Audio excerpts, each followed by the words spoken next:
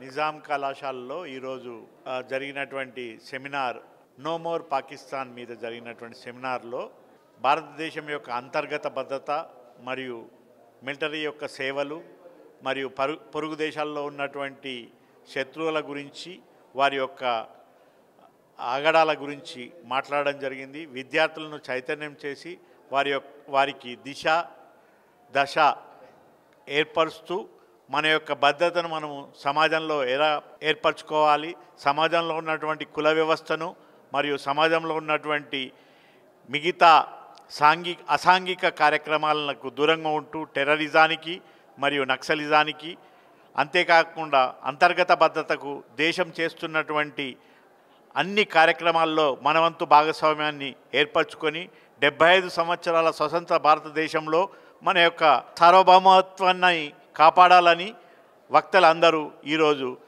విద్యార్థులందరికీ సూచనలు చేశారు. ఆ సూచనలను వారు అమలుపరుస్తారని ప్రగాఢంగా విశ్వసిస్తున్నాను. Thank you. అంటే విద్యార్థులు కూడా ఎక్కువగా ఇతర వైపు మొక్కుతున్నారు, టెర్రరిజం వైపు. కానీ మొన్న ఢిల్లీ బాంబ్ బ్లాస్ట్లో కూడా చూసిన వాళ్ళందరూ డాక్టర్స్ చదివిన వాళ్ళే, యూనివర్సిటీ లెవెల్ నుంచే వాళ్ళు కూడా దాని నుంచి ఆకర్షితులని చెప్పారు.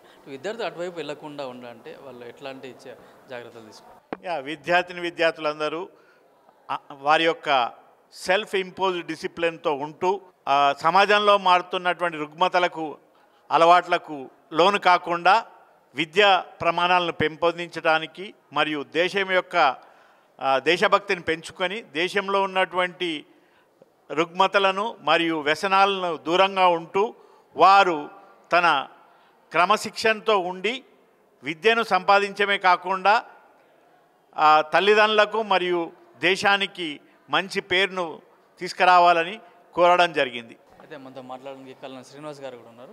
సార్ చెప్పండి, మొన్న ఢిల్లీలో బాంబులో జరిగింది, ఎన్ఐఏ కానీ సెక్యూరిటీ ఏజెన్సీస్ కూడా ఒక పెద్ద ప్రమాదాన్ని కూడా తప్పించినట్టు చెప్తున్నారు. అసలు మొన్న ఆపరేషన్ సింధూర్ జరిగినా కూడా మళ్ళీ దాడి చేయడం ఎట్లా చూస్తారు?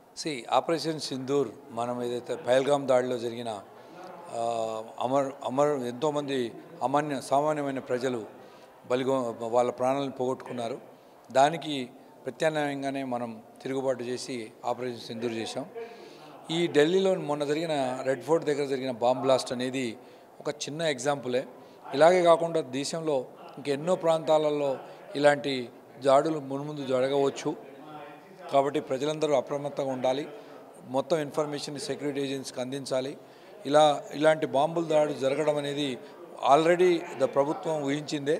ప్రభుత్వం దీన్ని ఎన్నో నివారణ కార్యక్రమాలు చేపడుతున్నారు. ఎన్నో ఇంటెలిజెన్స్ వ్యవస్థలు, ఇంటెలిజెన్స్ బ్యూరో కానీ రా కానీ అన్నీ అలర్ట్ చేస్తున్నాయి ఆల్రెడీ. కాబట్టి మన ప్రాంతంలో ఎస్పెషల్గా హైదరాబాద్లో కూడా అలాంటి సంఘటనలు జరిగే ఛాన్స్ ఉంది. ఎందుకంటే ఇక్కడున్న ఎక్కువ మంది విదేశీయులు మన హైదరాబాద్లో నివాసం ఏర్పరచుకొని అండర్ గ్రౌండ్గా స్లీపర్ సెల్స్గా కార్యక్రమాలు సాగిస్తున్నారు. ప్రజలందరూ అప్రమత్తంగా ఉండి మన సెక్యూరిటీ ఫోర్సెస్ని అలర్ట్ చేయడం అనేది మన బాధ్యతగా భావిస్తూ అలాంటి ఢిల్లీ లాంటి సంఘటన మన హైదరాబాద్లో జరగకుండా చూసుకోవాల్సిన బాధ్యత కూడా మనందరి పౌరుల మీద ఉంది. అంటే ఇప్పుడు మొన్న బాంబ్ బ్లాస్ట్లో పాల్గొన్న అందరూ డాక్టర్లు, అంటే ఒక ఎంబీబీఎస్ చదివిన వాళ్ళు, హైలీ ఎడ్యుకేటెడ్ పీపుల్సే. ఆ ఉగ్రవాదం వైపు మళ్ళీ అంటే ఎంతవరకు వాళ్ళని అట్రాక్ట్ చేస్తారు అనేది దీన్ని బట్టి మనకు తెలిసిపోతుంది కదా సార్. ఎట్లా జాగ్రత్త ఎట్లా ఉండాలి? మనము ఈ ఇంటలెక్చువల్స్ ఏదైతే డాక్టర్సు, సైంటిస్టులు వీళ్ళందరూ ఈ మతోన్మాదం వైపు అలాగే అగెనిస్ట్ ద నేషనల్ ఇంటిగ్రిటీకి అగెనిస్ట్గా పనిచేయడం అనేది ఇది ఈరోజు కొత్త ఏం కాదు. మీరు చూస్తున్నట్టయితే 1960s, 70s, 80sలో మన నక్సలిజంలో అతి ఎక్కువగా ప్రభావితమైన వాళ్ళంతా ఇంటలెక్చువల్సే, డాక్టర్లు, సైంటిస్టులు, పిహెచ్డి స్కాలర్సే.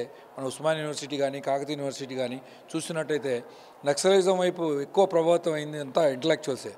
సేమ్ అలాంటి పందాలోనే ఈ మతవాద శక్తులు ఇట్లాంటి ఇంటెలిజెన్స్ని వాడుకొని వీళ్ళని ప్రలోభ పెట్టి వీళ్ళని దేశానికి అగెనిస్ట్గా ఇలాంటి టెర్రరిస్ట్ కార్యక్రమాలకు వాళ్ళని ప్రపోజ్ చేయడము, అలాంటి వాళ్ళని చాలా జాగ్రత్తగా కనిపెట్టాలి. ఎందుకంటే ఒక సామాన్యమైన మనిషి వారి మనుగడకే కోసమే ప్రయత్నించి కూడు గుడ్డ దానికోసమే చూస్తాడు. ఒక ఇంటలెక్చువల్ మనిషి అనేది చాలా తీవ్రమైన వ్యక్తి. అది ఇట్లాంటి వాళ్ళ మీద చాలా జాగ్రత్తగా నిఘా ఉంచాలి. ఈవెన్ దో మనం ఇంటలెక్చువల్ అయినా కానీ ఇంటలెక్చువల్ అనేది ఎక్కువ ఈ దేశానికి ప్రమాదం అని మీరు ప్రత్యక్షంగా నిదానం ఇదే.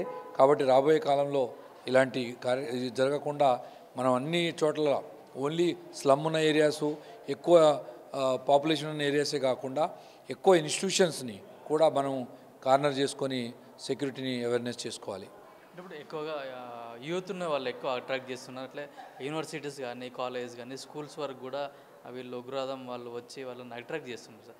దీని నుంచి కాపాడాలంటే యూనివర్సిటీలు కానీ కాలేజీలు కానీ స్కూల్స్ వాళ్ళు ఎట్లాంటి జాగ్రత్తలు తీసుకోవాలనుకుంటున్నారు? యూత్ని ఎక్కువగా ప్రలోభపెట్టేది మాదక ద్రవ్యాలు, అలాగే మనీ, వాళ్ళకి కావాల్సిన కనీస అవసరాలు. సో ఇలాంటి అవసరాలు ఎక్కువ యూత్కు, అన్ఎంప్లాయ్మెంట్ యూతే దీనికి లొంగుతారు కాబట్టి వాళ్ళని ప్రలోభపెట్టడం చాలా ఈజీ. కాబట్టి కాలేజెస్, యూనివర్సిటీస్ ఏదైతే హెడ్ ఆఫ్ ది ఇన్స్టిట్యూషన్స్ ఉన్నాయో వాళ్ళు ఎక్కువగా ఇలాంటి కార్యక్రమాలు చేపట్టి అవేర్నెస్ ప్రోగ్రామ్ పెట్టడం, అలాగే డ్రగ్స్ కానీ వ్యతిరేకంగా, అలాగే ఇలాంటి యాంటీ టెర్రరిస్ట్కు వ్యతిరేకంగా కూడా సెమినార్స్ నిర్వహించి యువతని పక్కదోవ పట్టకుండా చూడాల్సిన బాధ్యత ఈ విద్యా సంస్థలది, ఇన్స్టిట్యూషన్స్ది. అంటే మన హైదరాబాద్లో కూడా చాలామంది స్లీపర్ సెల్ ఉన్నారంటారు. మీరు గతంలో ఆర్మీలో కూడా పనిచేశారు కదా సార్. అప్పుడు అంటే ఎట్లా ఉంటుండే, అంటే ఒక వార్ వచ్చినప్పుడు మీరు ఎట్లాంటి జాగ్రత్తలు తీసుకుంటుండే, వాళ్ళు ఒకప్పుడు బార్డర్లో ఎట్లా ఉంటుండే పరిస్థితి? బోర్డర్లో నుంచి శత్రు దేశం యొక్క సైనికుల్ని తోటి పోరాడడం చాలా ఈజీ. మన దేశంలో ఉన్న ఇంటర్నల్లో ఉన్న ఈ ఇంటర్నల్ టెర్రరిస్టులను పోరాడడం చాలా కష్టం. మన మధ్యలో ఉంటూ మనతోనే ఉంటూ ఎవరో అంటే తెలియని పరిస్థితుల్లో మనం ఉన్నాం. అదే బోర్డర్లో అయితే ఒక బోర్డర్ నుంచి వేరే దేశం నుంచి సరిహద్దుల నుంచి శత్రువు వచ్చేది కనిపెడతాం. ఆ పోరాటం చేయడం చాలా ఈజీ. ఒక వెపన్తో, గన్తో కానీ, లేకపోతే ఒక బాంబుతో కానీ, లేకపోతే ఒక రాకెట్ లాంచర్స్తో కానీ అటాక్ చేసి ఒక పరోపరంగా యుద్ధం చేయడం ఈజీ. కానీ ఇక్కడున్న సమాజంలో ఉన్న స్లీపర్ సెల్స్, యాంటీ సోషల్ ఎలిమెంట్స్తో యుద్ధం చేయడం చాలా కష్టం. కాబట్టి ప్రతి పౌరుడు దీన్ని చాలా సీరియస్గా తీసుకొని మన పక్కన ఏం జరుగుతుందనే ఇన్ఫర్మేషన్ని ఈ రోజున్న సోషల్ మీడియాల ద్వారా తెలియజేసినట్టయితే భద్రతా దళాలు, సెక్యూరిటీ ఏజెన్సీస్ని అవేర్ చేయాల్సిన బాధ్యత మనందరిది ఉంది. ఇప్పుడు మీరు నిర్వహించిన ఇప్పుడు నో మోర్ పాకిస్తాన్, దాని కాన్సెప్ట్ ఏంటి? ఎగ్జాక్ట్లీ, పాకిస్తాన్ అనేది ఒక దేశంగా పరిగణిస్తూ గత 75 సంవత్సరాలుగా మనం పాకిస్తాన్ చిన్న దేశాన్ని మనం ఏదో టార్గెట్ చేసుకుంటూ చిన్న దేశాన్ని మనం ఏదో శత్రువుగా భావిస్తున్నాం. యాక్చువల్గా పాకిస్తాన్ అనేది ఆల్రెడీ అన్ని ముక్కలయ్యే పరిస్థితి ఉంది. అది ఏ రోజు దేశం కాదు. అటు చూస్తే బెల్చిస్తాను, పాకిస్తాన్ ఆక్యుపైడ్ కాశ్మీరు, సింధు, పంజాబ్, వెస్ట్ పంజాబ్, ఇవన్నిటినీ చాలా ఘోరమైన పరిస్థితులు ఉన్నాయి. ఏదో ఒక రోజు ఇవి ముక్కలుగా విడిపోయి ఇది ఒక దేశం కాకుండా, అసలు పాకిస్తాన్ అనేది ఒక దేశం కాకుండా అయ్యే పరిస్థితి ఉంది. కాబట్టి మన ప్రజలు అర్థం చేసుకోవాలి, మన దేశంలో ఉన్న పౌరులందరూ అర్థం చేసుకోవాలి. Pakistan is not a state, it is not a country. So it is just as a piece of the name. So the Balochistan కానివ్వండి, గిల్గిట్ కానివ్వండి, పాకిస్తాన్ ఆక్యుపైడ్ కాశ్మీర్ కానివ్వండి, ఒకప్పుడు భారతదేశంలోని అంతర్భాగమే. 1948లో కాశ్మీర్ రాజుని అటాక్ చేసి వాళ్ళు ఈ ప్రాంతాలని కైవసం చేసుకున్నారు. ఇది సెంట్రల్ ఏషియాకి, మిడిల్ ఈస్ట్కి మనకు ఒక పెద్ద ట్రేడ్ యూనియన్గా ఉండే, ట్రేడ్ రూట్గా ఉండే ఈ ప్రాంతాన్ని ఏదో ఒక రోజు మన భారతదేశంలో కలుపుకుంటుందని ఆశిస్తున్నాం. కేవలం దేశ భద్రత అంటే నేషనల్ సెక్యూరిటీ ఏజెన్సీ కాదు, పోలీసులు, ఆర్మీ కాకుండా దేశంలో ఉన్న ప్రజలందరిది అని కూడా చెప్తున్నారు. దేశంలో ఉన్న ఆ ప్రజలందరూ ఒక ఆర్మీలాగా, పోలీసులాగా పనిచేసి మన దేశాన్ని మనమే రక్షించుకోవాలని చెప్పి కూడా కల్నల్ శ్రీనివాసరావు చెప్తున్నారు. కెమెరామెన్ తరుణ్తో కిరణ్ కుమార్, పల్లవి టీవీ, నిజాం కాలేజ్.